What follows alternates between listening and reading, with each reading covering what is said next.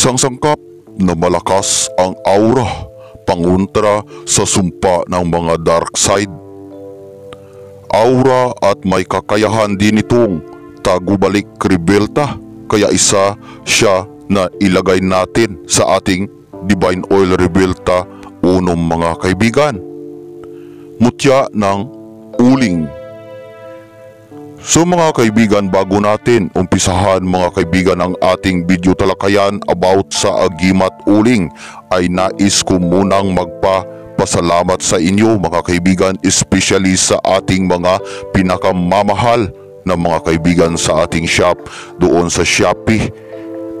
At doon lang po ang shop ng Babaylan Uno mga kaibigan, ang Agimat 13, at wala na akong ibang shop sa ibang mga argumentos mga kaibigan. Mga kaibigan, maraming salamat po sa patuloy niyong pagtatangkilik sa ating mga mutyang kalikasan at sa pagtitiwala mga kaibigan sa kakayahan aura ng gabay ng ating mga mutya, hiyas at trabungko. Mutya ng uling, mga kaibigan, ang ating tatalakayin sa ating video ngayon. Saan nga ba ito makikita ang mutya ng uling na naging bato ang kanyang aura at may gabay na diwata na may kapangyarihan sa anino o haro naman ang tawag namin dito sa Karaya mga kaibigan. Kadalasan ito ay makukuha mga kaibigan sa mga bundok, especially sa kung saan ay may gumagawa ng pag-uuling sa mga ganyang area mga kaibigan. Uling ay mga puno na malalaki na pinuputol at ginagawa muna ito ng hukay para doon ilagay ang mga kahoy na gawing uling mga kaibigan. Sa bukid mariit na kung saan may tribu ati na nagsagawa ng pag-uuling mga kaibigan, at ang hukay na kung saan doon sila nag-uuling. Mga kaibigan, ay doon namin natagpuan ang agimat ng uling na ito. Isang mga maiitim na mga bato na kumikintab na parang espiyo ang anyo labas ng mutya uling, at ang iba naman ay may nakahalo na kulay abo pa mga ito mga kaibigan.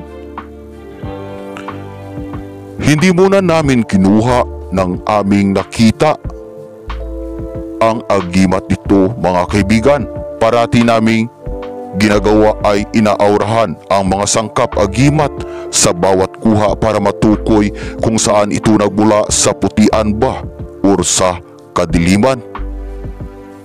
Tulad ng pakikipag-usap kung may mga transaksyon, sa halimbawa mga kaibigan sa negosyo. Ang kausap mo ay kailangan aurahan mo muna bago ka magtiwala para makuha mo ang isang puntos aura at mabasa mo ang taglay katangian ng isang aura na kung ang tao na iyon ay nabilong sa good aura mga kaibigan. So ganyan mga kaibigan ang una talaga naming step para matukoy ang aura ng kahit anong sahing agimat sangkap sa paraan na pagtutukoy mga kaibigan ng mga aura.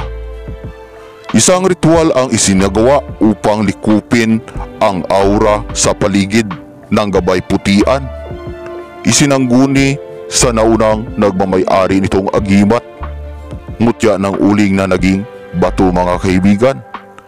Nang makuha namin ito mga kaibigan, at ganon pa din ang aming step by step na ginagawa, naghalad kami ng manok at prutas na sumisimbolo ng pasasalamat sa gabay aura na payagan kami na mapunta ang ganitong sahing tangan na agimat uling mga kaibigan. Ang mutya ng uling ay may proteksyon at depensa laban sa mga mahikan negra na gawa ng mga itiman mga kaibigan. Sinasabi din sa aklat sa tribo noong unang panahon na ang mutya uling ay may special main aura sa madilim mga kaibigan. Sa mga madilim na area mga kaibigan, tumatalab ito Kapag nasa mabuting paraan ito magagamit at kusa itong gagana at di na kailangan ng anumang ritual o orasyonis na sasambitin mga kaibigan. Kusa itong gumagana ang taglay bertudis sa madilim na mga area na maging invisible ang isang aura kung may hindi sinasadyang may masamang tangka sa buhay ng may tanga nito ng mutya uling. Kusang lalabas ang kanyang mahika bertudis sa pagka-invisible mga kaibigan. Hindi ka makikita ng mga aura mata na may masamang tangka kapag ikaw ay nasa madilim. Ang birtud ng uling sa invisible ay tumatalab kapag busilak ang puso ng may tanga nito at hindi ito pinapahambog at pinapakita sa iba't ibang mga mata aura mga kaibigan. Hindi ito pinagmamayabang. Matibay din ito na sangkap kung ikay isang abularyo manggagamot mga kaibigan. Ito ay nakakatulong na madali mong matunton, malaman ang sanhi pamarusa sa isang pasyente. Madali magtaob ang isang aura kung anong klaseng elemento ang nagpaparusa sa pasyente. Ang salitang magtaob sa katawagan sa Tagalog mga kaibigan ay madaling lumabas ang aura ng mga elemento. Maganda din itong agimat sa pampalakas ng katawan at liwas sa mga sakit at sa hindi inaasahang parating na panganib mga kaibigan. Maganda din ito mga kaibigan na gamit kung sa sugal, especially mga kaibigan sa sabong. Sa sabong ng manok kung isa kang manugbulang ay isa ito na matibay na angit-angit ng manok, matibay na agimat ng manok. May paraan na linalagay sa inumin ng manok ang mutya uling bago ito isabak sa labanan. Pinaniniwalaan na ginagabayan ng gabay aura ng tagabantay engkanto at bawa ang manok na nakainom ng mutya ng uling. Ang bawa mga kaibigan ay isang nag-aanyong manok na engkanto at may taglay na lakas virtudis umbra. Maganda din ito mga kaibigan sa pagpakalma ng ating isip na minsan ay nababalutan ng mga problema o init ng ulo mga kaibigan.